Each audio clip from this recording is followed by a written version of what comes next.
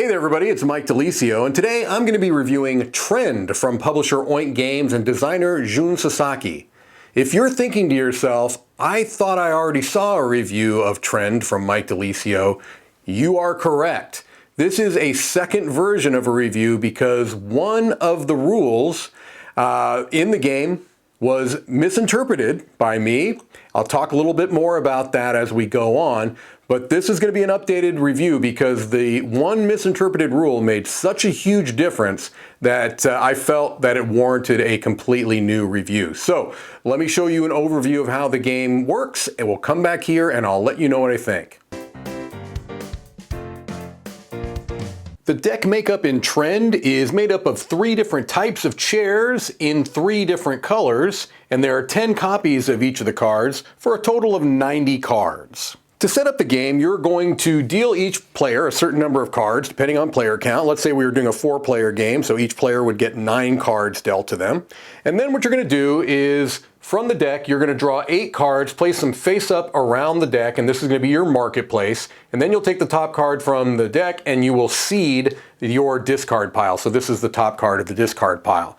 On a player's turn, what they're going to do is they're going to take one of 2 possible actions. They are either going to draw 1 card from the marketplace, face-up cards, and then discard 1 or more cards from their hand to the discard pile, or they will just draw 1 card from the top of the deck and not discard any cards. You really are only going to do that if you have no opportunity to discard at all.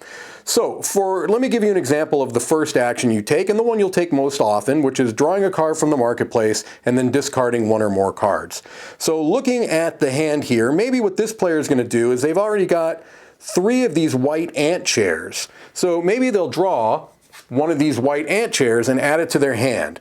Why are they going to do that? Because each player is trying to go out with the largest single set of cards, meaning that left over in their hand, they only have the exact same type of card, same color, same type. And the larger the set of cards they have when they go out, the more points they get. So if you went out with the last 4 cards in your hand being the same type, then you would get 16 points. The larger the set, the more points. So this player did the first part, they drew a card from the marketplace, and now they can discard 1 or more cards. This is the second edition of this review, as I mentioned. The first review had the misinterpretation of how you discard cards. I originally thought that if you were going to discard multiple cards, it had to be the exact same color and type as the top of the discard pile. So if you had a black shell card in your hand, you can discard as many of those as you want. The correct rule is that if you match either of the conditions, either black cards or shell cards, and it's the same type of card in your hand, you can discard as many as you want. So in this case, I could discard these 3 black sling cards because they are black cards. And so let's say I would go ahead and do that. Place those cards there, replenish, and now the next player is going to go and do the exact same thing. And so it's a much less restrictive discard rule than I had originally interpreted, and that's why we're doing a whole new review for it. So the next player is going to do the same thing. They're going to look at their cards, determine which things they may want to go for. Maybe that they are going to go ahead and get a red sling card, add it to their hand, and now if they wanted to, they can discard all of these black ant cards. Maybe they'll do that. This gets refilled. Next player goes, and so on.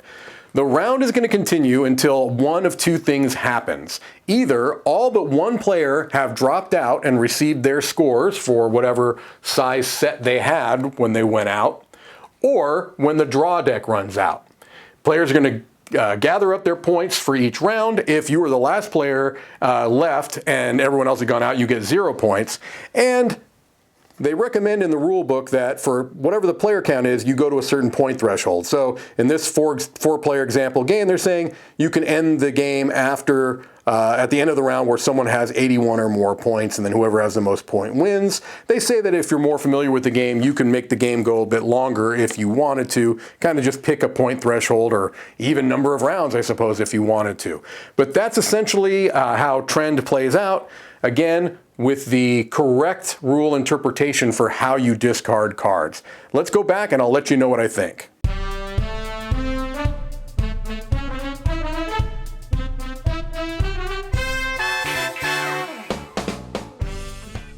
So there you have it. That is Trend with the overview reflecting the correct version of the rules.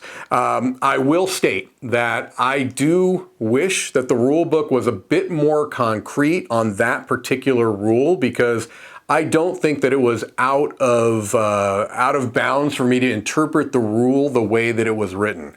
However, I also want to point out that these are translated rules. The game is from a Japanese publisher. The original rule book would be in Japanese.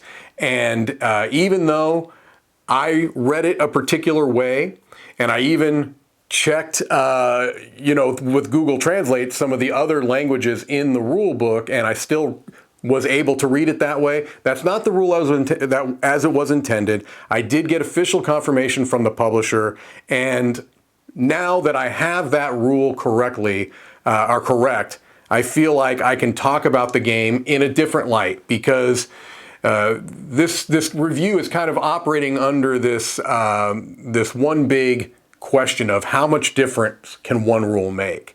And in the case of Trend, it's a tremendously big difference. It puts it in a whole different world for me, because all of the issues that I had with the game in the original review, which was a very negative review, I gave it a 3 out of 10, all of those issues are essentially solved with the correct interpretation of that rule. And so, as such, do I hope that if they, do future reprintings of the game, that they make that rule a little bit more concrete in the rule book? Yes, absolutely, I would hope for that, because I know that based on what I was reading online, that other people were also interpreting the rule that way.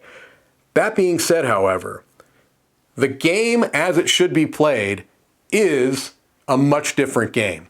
It turns a game that I felt was a slog originally, and you were just really dependent upon what the player to your right had put in the discard pile. All of that goes away, and now it becomes what I feel like the game was meant to be, and the game that I thought it was going to be just from reading the rules before actually playing it, which is a relatively quick playing set collection game with some card shedding elements, and it works really well. It works really well when you're playing the game as it's intended to be played. And so, I'm taking my responsibility for misinterpreting that rule, and I want to correct that with this review, because I think that the game is a relatively snappy game where, you are trying to kind of build up. You can build up a nice set of cards, where I thought that originally when I misinterpreted the rule that you were disincentivized to do that because of the how restrictive I thought it was to discard cards. Well, with that correct understanding, you don't have to be as locked in waiting for a particular specific card. Just the color or the type is going to be enough for you to be able to make those moves. And so with that being said, I think that this is a game that is unique in a sense, because shedding games usually are you're trying to get rid of everything in your hand. Here, you're trying to get rid of everything but a set, and the larger the set, the better. And so I like that. That's kind of a twist on traditional shedding games.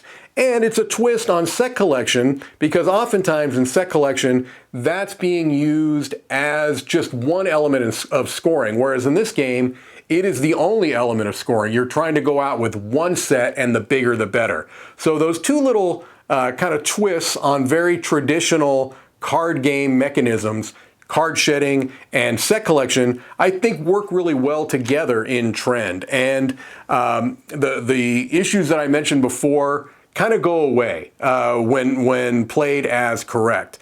I mentioned some issues with production in the original game. It was really only one issue with production, and that's that I do not like that the point chips are double-sided with different point values on either side.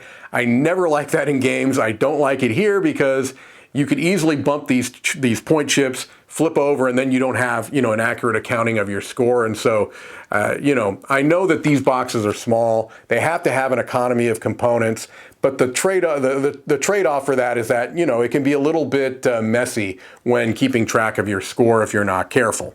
That being said, I happen to like, I know some people were complaining a little bit about this in the original video, I happen to like the aesthetic of this game. I like the minimalistic look. I like just the kind of basic three types of chairs and how they're very easy to identify on the grid, which is necessary to be able to quickly scan and know what type of card you have. And so I like the aesthetic. Apparently it's not going to be for everybody, but I do like it. So this is challenging, because if this is the only review you're watching, you don't have the context of the first review. And if this is the only review that you're seeing of this game, it's a positive one. I'm giving Trend a 7 out of 10. It's one that I can recommend.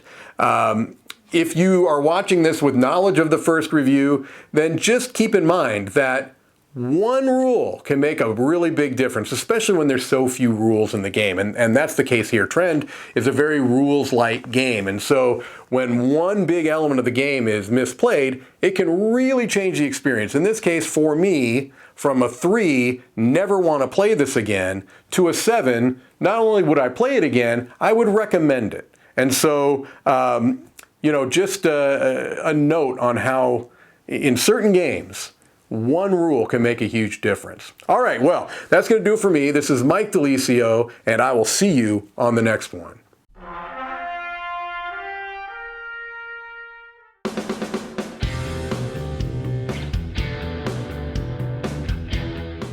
Hey everybody, thanks for watching this video. If you like this review or whatever you just watched, wasn't it amazing?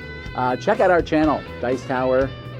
We have all kinds of things. We review games, we do top 10s, we play games live. It's all about board games, but especially the people who play them. Check out Dice Tower YouTube channel.